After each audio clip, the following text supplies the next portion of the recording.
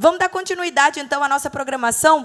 E aí, para vocês terem ideia da dimensão desse evento, gente, durante os 4 dias de evento, a gente tem cerca de 200 palestrantes aqui, divididos no nosso palco ODS, que faz referência aos Objetivos de Desenvolvimento Sustentável da ONU, e o palco Latam, onde a gente tem lá o comando do Zé Pretinho, também com outros diálogos lá, para a gente trazer novas discussões. E aí, além disso, nós temos 49 startups aqui, expondo seu trabalho, mostrando seu pitch com a galera dessa nova geração, e também participantes de mais de 30 países diferentes. Então, somos, sim, o maior festival de sustentabilidade e inovação da América Latina, e vamos juntos construir esse futuro possível, sustentável, justo, divertido também. No domingo, a gente tem aí a nossa quebra do recorde, né, da Kite Parade. E aí a gente vai botar aí, de repente, os 1000 kitesurfistas na água. Vai ser um espetáculo bonito de ver, então já fica o convite para todo mundo que está aqui presente com a gente. E aí vamos dar continuidade, né, gente? Para falar de um tema muito importante que, nos últimos anos, definitivamente entrou no vocabulário do mundo corporativo, impactando aí de forma definitiva a maneira como as marcas são geridas. E aí, no bom português, a sigla ESG significa governança ambiental, social e corporativa. E aí, através dela, a gente pode avaliar até que ponto a corporação trabalha de forma realmente efetiva em prol dos objetivos sociais, que vão, claro, além do papel que elas já estão executando como função executiva ali no social. A gente continua aqui, gente, para falar sobre isso e receber 3 feras aqui no nosso painel. Um momento que é massa, que a gente tem uma troca de ideias, discussões, sem apresentação, mais livre para todo mundo. E aí, ó, o Léo já está aqui para me lembrar. O Léo, que é esse rapaz aí de blusa verde. Dá um alô, Léo, para a galera. Gente, o Léo é nosso curador gastronômico, chefe maravilhoso aqui, e que está realizando ali, coordenando a nossa cozinha social, um trabalho que vai sendo desenvolvido aí pelo Fórum de Mulheres Empreendedoras também, várias oficinas gastronômicas acontecendo. Em paralelo, a gente tem aqui os nossos 6 restaurantes, todos aqui da gastronomia local, além de um bar. Então, todo mundo aí que quiser também, no momento, dar uma refrescada, pode acompanhar também, além dessas programações paralelas. Recado dado, viu, Léo? Estou aqui. Pode chamar que a gente dá. E aí, vamos continuar, que o nosso primeiro convidado aqui, para a gente compor esse painel, ele é engenheiro químico de formação, mas com o pé e a cabeça e o coração inteiro ali no mundo dos negócios. Ele desenvolve projetos na área de gestão, tecnologia, empreendedorismo, inovação e também transformação digital. Sempre com foco em ajudar pessoas e evoluir os seus negócios. É com muita alegria que a gente recebe aqui no palco ODS do Wings for Future. Por favor, uma salva de palmas para a gente receber o diretor de operações do Nina Hub, João Justo.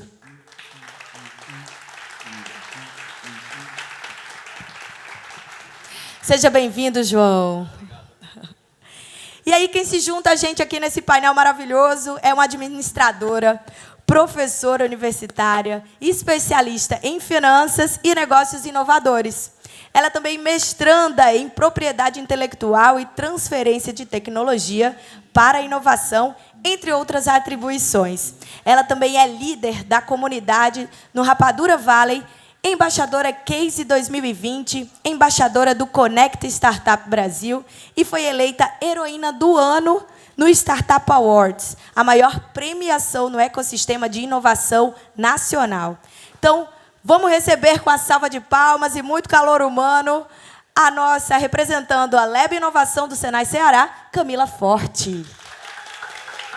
Bem-vinda, Camila. E para compor esse trio de expert, a gente vai aqui receber ele, que é também um empreendedor serial, palestrante, consultor, mentor, professor e pesquisador na área de inovação na gestão de projetos. Ele é fundador e CEO da FWK, uma consultoria com foco em design de inovação para organização e mentes jovens. Chega para cá, Eduardo Freire. Salva de palmas. Gente, muito bem-vindos. A discussão agora fica no comando de vocês. E eu vou ficar aqui, ó, só assistindo de plateia. Oi, estão ouvindo? Bom dia, gente. Já fomos apresentados, inclusive, essa apresentação já inicia um pouco da nossa conversa, que vai ser sobre a ESG, né? Eu estou aqui com 2 feras, então vou fazer esse papel aqui de mediação. Acho que vocês nunca vão ouvir falar de ESG de uma forma tão descomplicada como hoje aqui. É um desafio para vocês dois, viu? E aí, começando, né, ESG, ele surgiu aí esse termo em 2004, mas aqui no Brasil foi ficar muito mais forte e frequente nos últimos anos. Nós estamos ouvindo cada vez mais falar e também vendo cada vez mais a preocupação das organizações em manter as boas práticas do tão famoso ESG e ESG. Queria, então, que vocês começassem dizendo, na visão de vocês, o que é essas três letrinhas ESG. Bom dia, pessoal. Muito prazer estar com vocês. A questão do ASG, vamos abrasileirar, né? A gente está na nossa terra. Eu noto, acho que de forma bem simples, é derrubar muros, né? Acho que a corporação internamente, muitas vezes, vinha trabalhando nesse sentido, né? Eles vinham observando até comportamentos de mercado, né? Mas, de fato, ainda falta romper essas barreiras, esses muros, né? Então, a gente nota que essa pauta, né, do ESG ganha força. E eu acho que é até bacana, né, a questão da gente falar, muita gente, não, é o futuro. Né? Talvez não, um tema que é muito discutido desde, né, começou lá atrás, né, tem aí 68, né, teve o Clube de Roma, que eles estruturaram um documento, né, falando dos limites de crescimento dos negócios, porque eles já notavam que o crescimento, né, ele pode ser algo que canibaliza os recursos. Até na teoria malthusiana, né, ele fala muito da questão do crescimento de população, né, em PG, e ao mesmo tempo que os recursos a gente tem, né, em PA. Aí, né, então, uma diferença exponencial versus, de fato, incremental. Né. Então, eu acredito que, de forma bem simples e rápida, até para a gente aprofundar, né, é derrubar essas barreiras, de fato, as corporações entenderem o seu papel na sociedade, né, muito mais do que provedoras de recursos, de soluções, de produtos. Né, elas têm responsabilidade, assim como cada pessoa, então acho que isso vem ganhando maturidade, ganhando força com esse movimento. Acho que esse destaque, toda essa evolução desses vários anos, acabam despontando para esse sentido. Dando meus 50 centavos aí no que o João falou, né?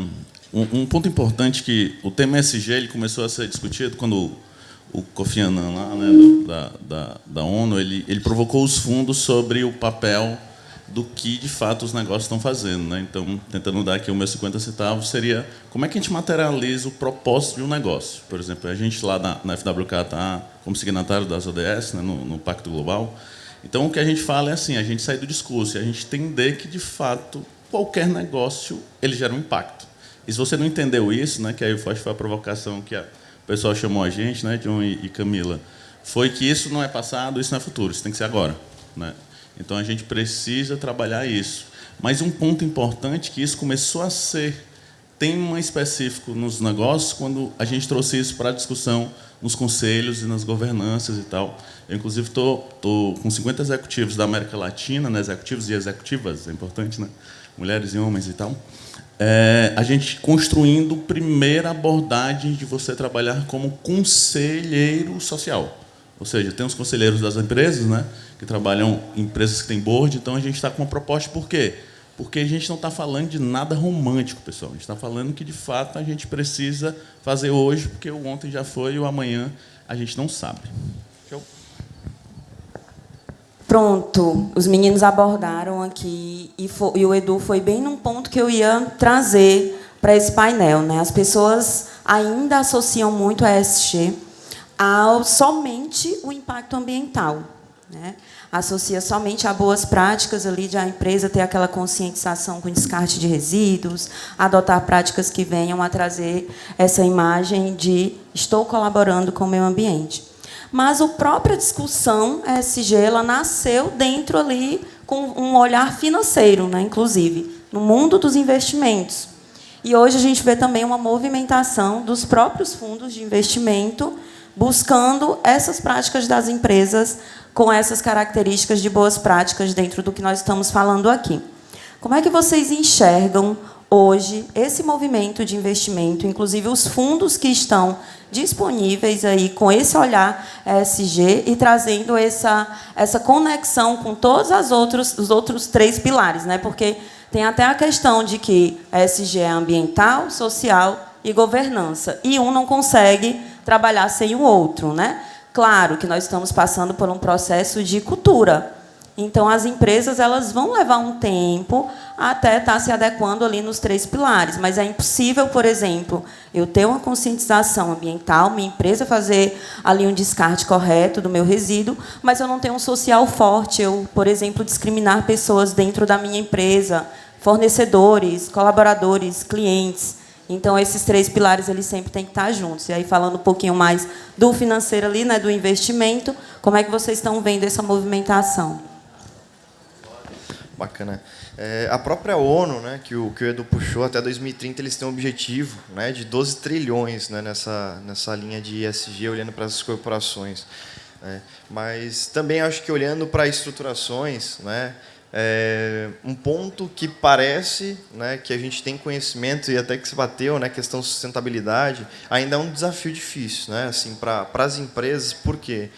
Eu estou fazendo parte agora também, né, e estou estudando em Cambridge, Skills for Green Transition. Né, então, a gente está olhando para essa questão do verde, e muitas vezes as empresas elas olham de fato nessa questão impacto, mas não fazem o contrabalanço. Né, então, falta trazer fatores sociais e tudo mais. Então, a gente está estudando a questão da transição verde, mas falando muito mais, né, de social e também algum pouco, né, de governança, porque não é tão grande foco. E é interessante porque tem corporações, tem empresas que já fazem ESG, que são ESG e não sabem. Né?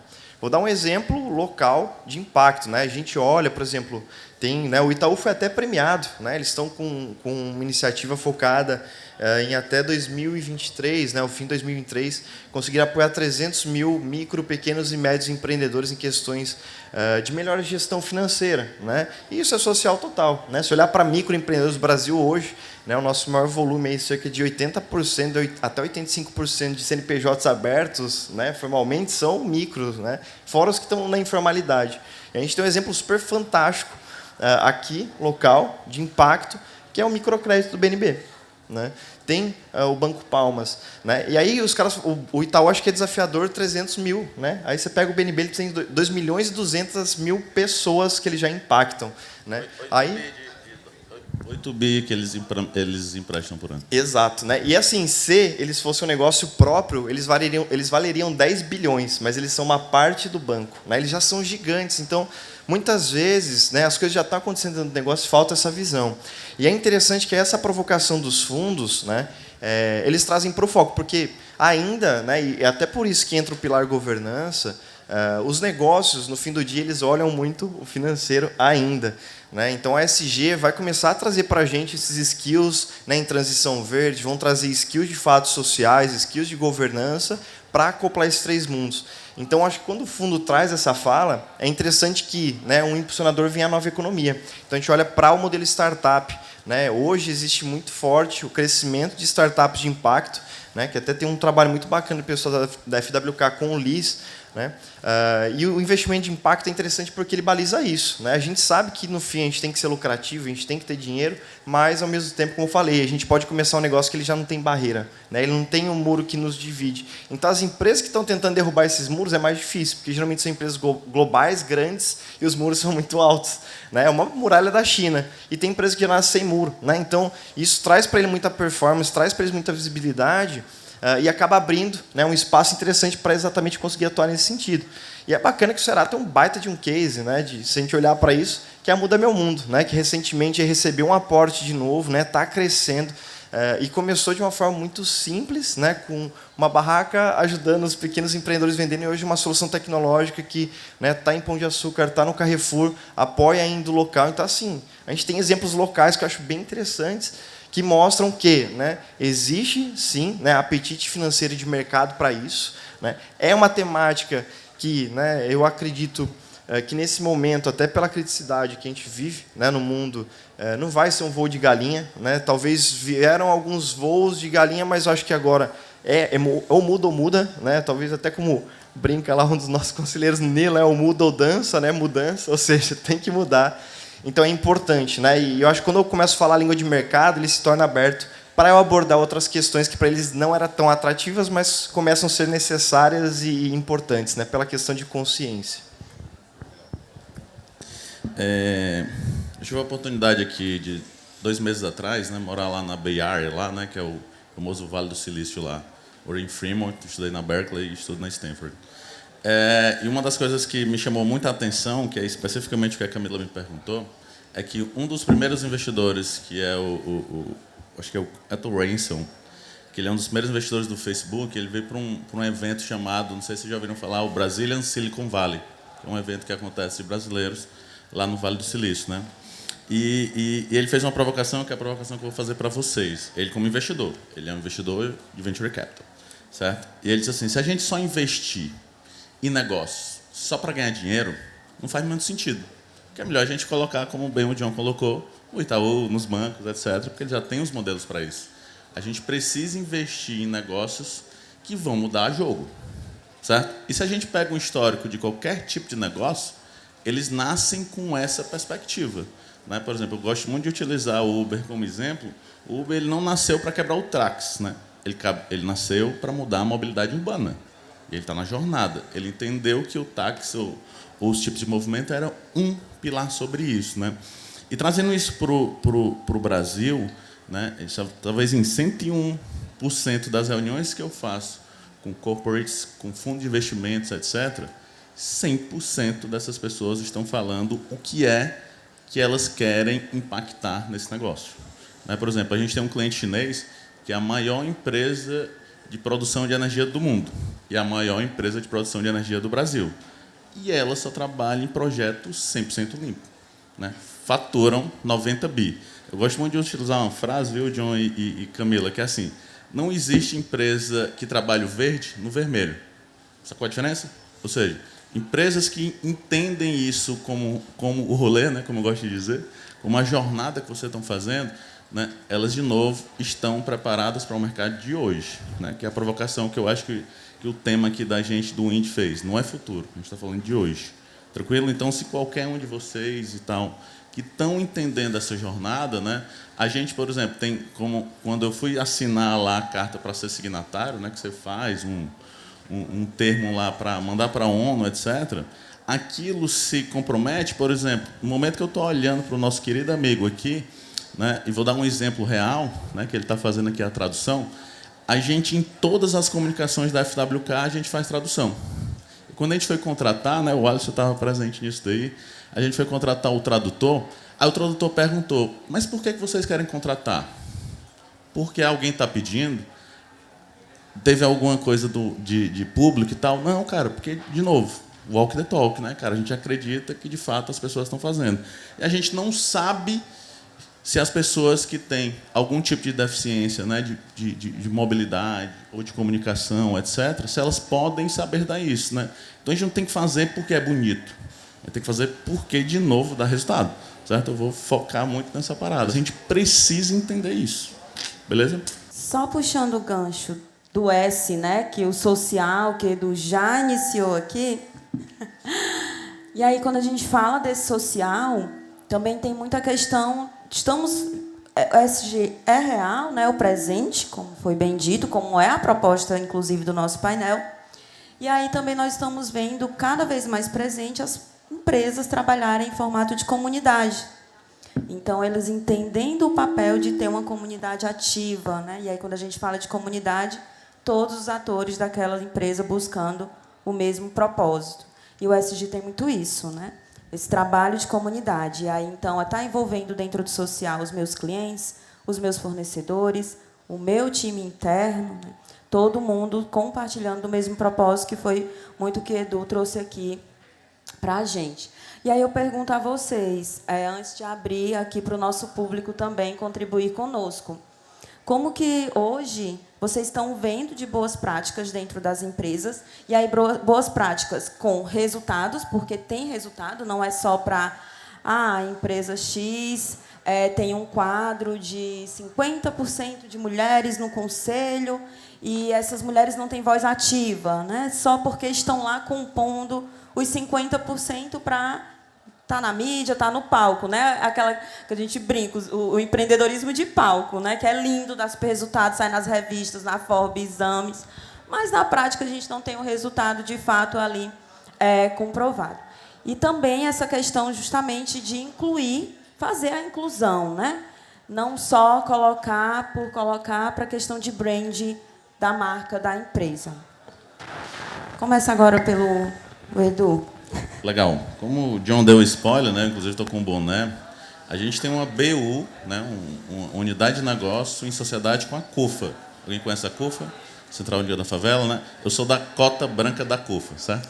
Então, né? Porque a maioria, o Zezé brinca comigo quando sempre a gente tá falando comigo. Obviamente é uma brincadeira, né? Só sobre isso. Mas por que a gente entende? Que é exatamente o que a Camila colocou, né? A gente vinha o LIS, o nome é Laboratório de Inovação Social, a gente vinha modelando isso porque a gente acreditava disso, a gente abriu aqui, parcerizou uma primeira unidade até com a Camila lá no Habitat de Inovação. Tem até uns spoilers aí para frente sobre como a gente vai atuar nisso no próximo ano, de forma séria, de forma com recurso, etc, etc. Mas por quê? Como a Camila muito bem colocou, a gente entendeu isso, que isso era uma oportunidade de negócio. Mas qual é a desconstrução que a gente tem? Por isso que a gente foi fazer a sociedade com a CUFA. A gente, como FWK, entende de fazer gestão, centrada em pessoas, etc. A CUFA entende da comunidade. Então, se a gente junta essas duas expertises, que a gente precisa respeitar isso, né? Porque o que acontece? Quando eu era consultor da Unesco e da EduBid, sempre quando a gente chega numa comunidade, não sei se vocês aqui, né, eu queria até ouvir vocês depois, a gente sempre se acha que a gente está levando uma tecnologia fantástica para a comunidade. E o que a gente tem? Até me arrepiei. Por que a gente tem como propósito final? É o contrário, cara. A gente tem que ir para aquele lugar para a gente aprender com aquelas tecnologias que estão ali. Né? A gente teve uns experimentos que a gente, não sei quantos de vocês são de Fortaleza, né? Lá em 2017 a gente fez um Conexão Social, que é um co-creation lá que a gente faz junto com a comunidade, que a gente brinca que é metade do asfalto, né? e metade da comunidade. E aí a gente fez no Emaús. Alguém conhece o movimento Emaús? A gente fez dentro do Emaús. E aí surgiram projetos que a gente impulsionou lá. Por exemplo, tem um projeto que eu sempre gosto de colocar, né? Eles testaram, enfim, não virou negócio, que eles convenceram as pessoas, quem for turista aí deve ter sido abordado ali na beira-mar, né, para poder vir para o Cumbuco, né, vir para Jericoacoara, etc, etc. E eles criaram uma jornada no Pirambu. Né? Quem não é de Fortaleza deve ter vindo aqui pela leste-oeste, deve ter passado. Pirambu é uma das praias, ou a praia que particularmente eu acho mais bonita. Fortaleza nasceu lá, etc, etc. Né? E esse conjunto de pessoas que eram uma executiva de uma grande empresa, né? Não posso falar aqui só por questões de compliance, né? Era uma executiva de uma grande empresa com a atendente do Emaús. Entendeu? Cada um tem a sua expertise, né? E o conjunto dessa história aqui, né? Como a Camila colocou, a gente resolveu sair. Todo mundo pergunta por que a gente está fazendo isso. Cara, porque a gente entende como oportunidade de negócio. Né? Entendeu? Existe um gap, pessoal, né? Dados da SAP, olhando o ecossistema como um todo, que existe um gap de 1,3 trilhões entre a experiência que o cliente tem e a experiência que o colaborador tem. Certo, Camila? E aí eu vou trazer sobre isso. Quando a gente às vezes fala do social, a gente está pensando sempre da porta para fora. A gente tem que pensar da porta para dentro. Como é que eu estou tratando meus colaboradores? Como é que eu estou tratando as pessoas que estão do meu lado? Né? Como é que eu tenho que olhar para o nosso amigo aqui? Por que ele trocou? Você sabe por que ele trocou? Certo? Porque eles, no movimento deles lá, né, que é o exercício da empatia, ó, eles precisam descansar. Né? Não adianta ele ficar 3 horas aqui, etc. A gente precisa compreender isso. Né? E a gente precisa compreender enquanto sociedade. E a todo tempo. Não adianta eu vir no palco aqui falar de empatia, se eu, de repente, vocês forem me abordar para não conversar, eu não conversar com vocês, eu não escutar vocês, etc. Né? E aí, Camila, é muito sobre isso. Né? E aí o Liz veio com esse skin da game. Cara, vamos botar o jogo, a gente já faz isso lá desde 2017, né? Até quando o John estava lá na época, o Framework, que a gente resolveu quebrar o jogo, né? Mudou a empresa no meio da pandemia, mudou brand, mudou tudo. Por quê? Porque, de fato, é outra empresa. Né? E aí as pessoas que vêm trabalhar com a gente, elas precisam acreditar na jornada que a gente está fazendo. Se elas não acreditarem, cara, tudo bem, não tem nenhum problema. Né? Mas aqui a gente não trabalha. Porque a gente trabalha excessivamente os valores de acreditar no que a gente faz. Né? Que é empatia, é você poder dar ideias, é você poder ter diversos. E aí eu vou pôr uma provocação aqui, que eu vou querer que o John e a Camila respondam. Vou hackear aqui o negócio, certo? Com essa questão das cotas, né, que a Camila colocou, ter X mulheres, etc. E tal, eu acho que isso é legal. Mas será que a gente está incluindo ou está excluindo? Essa é a minha pergunta.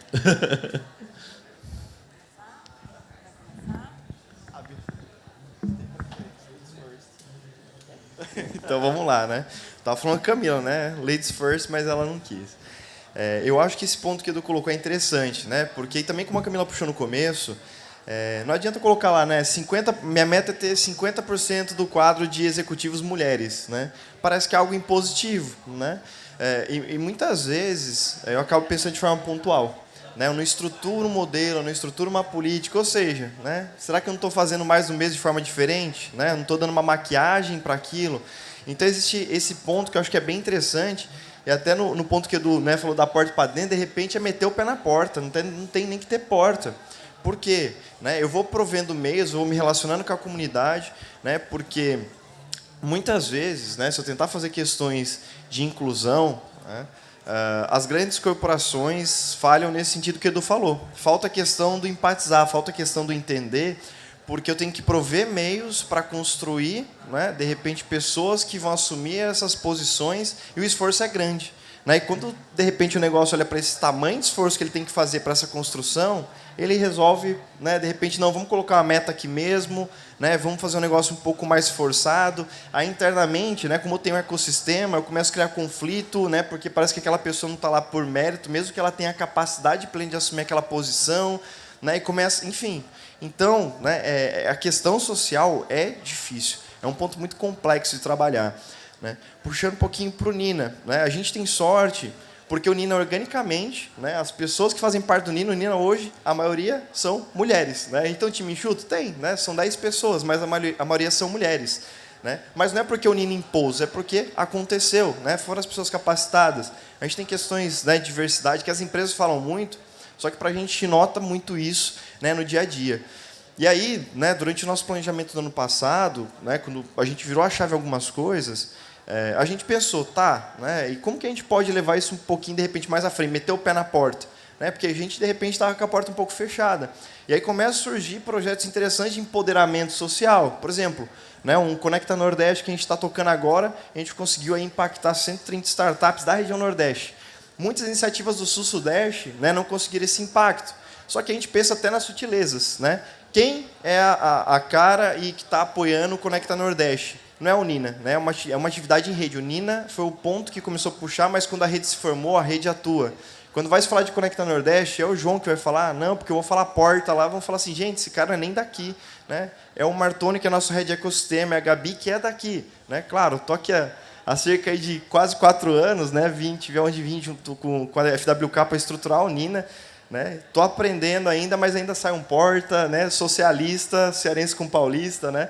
Então, eu acho que tem que se notar essa sutileza. E muitas vezes, né, a empresa acaba falhando em detalhes. Né? Porque não empatiza com o outro lado e não entende o que está acontecendo.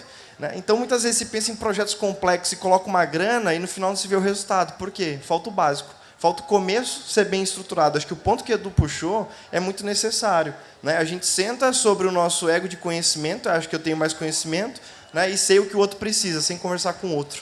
E aí que entram até questões, até para finalizar, de como, né, a gente nota a mudança da forma de relacionamento das empresas com o consumidor. Né? Eu não faço mais vendas pontuais, eu tento criar experiências que mantenham o relacionamento entre as partes. E aí começo a estruturar ações que agregam valor para a minha marca, porque a gente hoje vive num mundo que talvez, né, vai só piorar um pouco, mas a gente tem geração X, Y, Z, Baby Boomer, Millennial, tudo junto, misturado ali, consumindo muitas vezes os mesmos produtos. Só que uma geração é mais acelerada que a outra e consegue derrubar uma empresa muito rápido, por uma atitude que a empresa faça errada.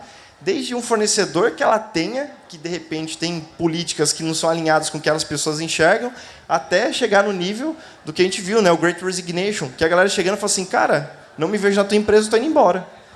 E as empresas, como assim? Não quero. E ponto, né? Vou seguir minha jornada, segue a tua. Então, essa complexidade, acho que no social tem que ser muito respeitada e observada, senão eu crio projetos que não geram impacto, coloco metas que vão ser empurrados para a goela, no fim do dia estou sendo tradicional, mas estou achando que estou revolucionando o mundo.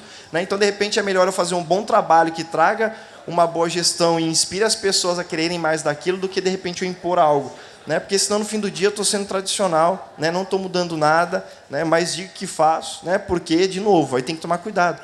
é uma pauta que é recente, então a gente tem iniciativa ESG para quê? Só para me posicionar. Só que, como a velocidade de informação hoje é impressionante, os dados estão disponíveis, o mercado logo vê, entende, e de repente aquilo, né, vira o seu calcanhar de Aquiles. Você dá o tiro no seu próprio pé sem perceber. Então, é importante esse cuidado com a parte social. E esse processo de empatia, né, eu acho que é muito necessário, porque a gente falha muito. Né? Eu coloco a gente porque a gente também erra. Né? As empresas falham muito nesse sentido, exatamente por não olhar para isso, né, acabar estruturando iniciativas pontuais, né, colocando grandes esforços que não geram resultados nenhum. Eu costumo muito usar a frase, meninos, que diversidade é chamar para a festa e inclusão é convidar para dançar. Né? Então, a gente fala muito de diversidade, né? Fala muito de inclusão, mas o quanto, de fato, nós estamos sendo inclusivos. Né? E aí, quando a gente empodera essas pessoas e acredita no potencial delas e se compromete também de desenvolver tanto o potencial delas quanto nós, porque a gente sempre tem muito que aprender, e principalmente quando a gente tem essa diversidade, a gente aprende, todo mundo ganha, são dados, né? As empresas, elas têm resultados cada vez maiores quando eles trabalham a questão da diversidade, mas também nós precisamos ser inclusos. Não é só ser diverso, né? Tem que ser diverso e inclusivo, e não tem como também trabalhar essas duas palavrinhas separadas. Quanto a essa visão, a provocação que Edu fez, eu acho que é muito essa questão de você colocar essas pessoas no lugar certo, porque, às vezes, também a gente tem tanta essa sede, né? E aí, falando em organizações, tanta essa sede de eu preciso ter diversidade na minha empresa. E aí eu vou colocando sem entender, sem a empatia, que é o centro de tudo, né? Que onde começa tudo, se realmente elas estão no lugar certo, se elas estão felizes, se elas estão se desenvolvendo. Porque se a gente não seguir nesse caminho, vai acontecer o que João disse. Né? Uma hora ela vai olhar, nossos propósitos não estão alinhados. E aí vai dar um tchau, né? E essa questão, também a gente começar a olhar com toda a rede que a minha empresa se relaciona. Né? Os meus fornecedores, o quão eu estou sendo diverso e inclusivo com eles. Né? Estou olhando ali para aquela empresa que é de uma empreendedora, estou olhando para aquela empresa que vem de um movimento preto. Então, a gente começar também a trazer essa questão de... Aí fica um desafio agora para todo mundo, aí os empresários, né, empreendedores, de começar a trabalhar a diversidade e inclusão, não só olhando o meu time interno, mas toda a comunidade que a minha organização se relaciona, que aí vão desde os meus colaboradores, aos meus clientes, aos meus fornecedores, quem está trabalhando comigo, parceiros, né, ligados direto ou indiretamente. Vamos começando aqui, começando para o fim, né? Iniciando aqui a nossa finalização, bem Camilei. Abrir também para quem quer colaborar, deixar alguma mensagem, tem alguma pergunta a fazer, um feedback, uma crítica construtiva. Aproveita esse momento que é agora que a gente está aqui, né? E eu só queria ressaltar que o Wings for Future é tão perfeito, está trabalhando a ESG tão na prática, que é a primeira vez que eu participo de um painel descalço. Eu estou assim, não é gostoso? A gente costuma usar o salto nos painéis, ou então o nosso all-starzinho, né? E mais descalço não tem igual, não, gente. A sensação é maravilhosa. Quem tem aí alguma colaboração para a gente, aproveita, ainda temos quanto tempo? 3 minutinhos. 3 minutos. Pocket, aí. Oi. Alguém? Rapidão, tá, gente? Posso nem empolgar todo mundo aqui, queria que todo mundo fizesse uma contribuição, mas a gente tem já os nossos próximos painelistas ali já para dar sua contribuição também. Gente, primeiro, parabéns, né, pela exposição sobre o tema. Mas, assim, esse tema ESG é um tema muito em alta. E eu vejo que as empresas elas vêm se posicionando de uma forma muito interessante. Só que, assim, como que eu, como investidor, empreendedor, como indivíduo, consigo identificar que uma empresa ela não está apenas pegando o ESG e sendo uma estratégia de marketing, e sim praticando de fato? Como que vocês veem que uma empresa de fato está praticando isso e consegue metrificar e dizer, poxa, essa empresa ela trabalha a questão social, a questão ambiental e governamental? Obrigado, gente. Cara, vou te responder de forma muito pragmática. Se ela está materializando aquilo que ela vende, né? Que é o propósito dela. Vou dar um exemplo, que ele é um exemplo mais genérico, não é um cliente da gente. Vocês conhecem a Doratex, que é do Itaúsa, né? Ela mudou de nome, etc. Né? E eu estava assistindo um painel nessas discussões, exatamente na tua pergunta, né? E aí ele pegou esses ganchos que a Camila está falando. Ele disse, cara, se a gente produz, né, basicamente produtos para melhorar a vida das pessoas, né, que está na casa das pessoas, não é que eu vou fazer uma jornada apenas social, né, apenas de colaboração, vou ajudar aquelas pessoas, vou dar cestas básicas, etc. Obviamente, né, principalmente na pandemia, era uma coisa que a gente discutiu muito na CUFA, que se as pessoas não têm alimentação básica, pessoal, como é que elas vão ter criatividade para pensar negócio? Né? Fica a provocação. Então, o que ele falou, e tem muito a ver com a tua pergunta, se o que está escrito lá na empresa, né, eles estão materializando, vamos no simples, entendeu? Porque eu acho legal, aí vai minha provocação para a gente como um todo, por exemplo, de você colocar métricas, né, de você colocar frameworks e tal, mas no final do dia, cara, eu com você. Entendeu? Então, se eu tiver um discurso massa lá no meu site, ou com uma parada massa, ou trabalhando numa comunidade como a gente trabalha, né, mas no final do dia eu não estou praticando no primeiro contato contigo, cara, é a melhor métrica para saber se aquela empresa está trabalhando ou não, entendeu? Então, é a provocação que eu faço, assim. As pessoas estão lá no board discutindo isso, né, que é a provocação que a gente tem trazido para os conselhos, mas lá na ponta, o cara que está lá, né, eu a gente não deve dominar os bancos, né? O cara lá no banco está discutindo, pô, massa, vamos fazer uma parada massa, cara, a gente tem que ajudar as pessoas, mas quando o cara vai te atender no banco, ele não te trata como pessoa. Cara, desculpa, entendeu? Só o discurso aqui, para mim, eu chamo isso de somebody love, né? Conversa fiada. Entendeu? Para mim é isso, cara, materializa o rolê. Cara, o que vocês estão fazendo? É isso. Mas uma questão, e aí eu tomei quase os 3 minutos, né? É que o quê? A gente precisa ser pragmático, certo? O João provocou também a lance da empatia, que eu provoquei, mas empatia não é simpatia, certo? Empatia eu preciso intuir e tentar colocar aquela história, beleza? Só para a gente não ser... Vai lá. E até só complementando, né, o que o Edu colocou, entram alguns pontos aí, né, numa visão... como ele falou, assim, se no primeiro momento a empresa já não chega até mim, numa visão que eu noto SG, de repente tem alguma coisa errada. Mas, por exemplo, se a empresa tem um selo de empresa B, de repente é um validador, né, alguém que analisou aquela empresa e que dá uma certificação. Empresa de capitais abertos, né, aí você consegue analisar e ver, porque eles têm que divulgar dados de mercado, têm que divulgar onde está investindo. Então aí tu consegue olhar para isso também, né? Tu consegue, enfim, eles lançam os balanços, tu consegue analisar para onde que está investimento, até olhar algumas cadeias dos caras, porque os dados são abertos, né? Então, cada vez mais, eu acho que até na perspectiva de governança é interessante, né? Esse trabalho que o Edu está fazendo com o pessoal, é que essa governança, eu acredito que assim tende ao pessoal cada vez ter negócios mais abertos e expostos. Né? Porque se aponta no nota, né, se você tem esse tipo de dúvida e ele não consegue esclarecer, tem um gap ali. Né? Tem um gap ali. E todo gap ele é perigoso, né? Porque é risco. Ele pode ser positivo, pode ser negativo, né? No sentido de repente, omitir alguma coisa que para a gente seria prejudicial e está passando, ou algo que seria positivo e a gente não está comunicando.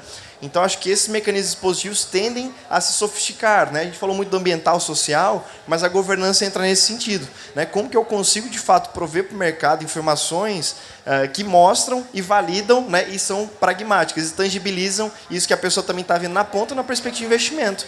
Né? Por exemplo, se minha tese, eu sou investidor, né? E, enfim, quero compor minha carteira com empresas, né? que trabalham nessa linha, e aí tem até alguns índices específicos já, tá? Que puxam empresas que fazem trabalho nesse sentido, que você consegue investir nelas. Né? Por quê? Não, né? Eu só invisto em empresas que de fato geram impacto e tal, então tu consegue, né? Começa a separar até essas empresas, né? Do tradicional, do que gera impacto. Então, muito provavelmente essas empresas que não geram impacto vão começar a olhar para aí, cara, o que eu preciso fazer para ir. Né? Então, toda essa composição, como a gente falou, é muito novo, porque os modelos, né, as grandes corporações ainda têm questões muito tradicionais. Mas, né, como eu falei lá no começo, para mim o SG é, cara, pegar o muro, derruba ele, né, porque aí eu começo a me expor, mostrar e ficar claro para o mercado. Né, e porque eu tenho uma relação de confiança, não tenho o que esconder, não tenho o que omitir. Né, porque toda empresa que é fechada parece que ela tem algo a esconder ou omitir. Às vezes não, mas é uma política muito, né, anterior e tradicional do negócio. Então também são pontos que se pode olhar, né, para compor uma avaliação, de repente, de uma perspectiva de investimento ou de aproximação, de negociação. Maravilhosos. Bom de a gente falar do que a gente gosta e ama é que o tempo passa rápido e assim, com a dificuldade é a gente segurar o papo. Gente, muito obrigada pela contribuição de vocês. Parabéns, uma salva de palmas para o nosso trio de experts aqui com a gente. Foto, claro, por favor. Lindos, esse tema, né, do ESG que está tão em alta e a gente está trazendo tanto para as empresas, trazer esse diálogo para perto com pessoas que vivem e aplicam na prática nas suas empresas, nos seus negócios, é a gente materializar isso também e saber de forma empírica como é que a gente pode usar no dia a dia. Obrigada, gente, parabéns.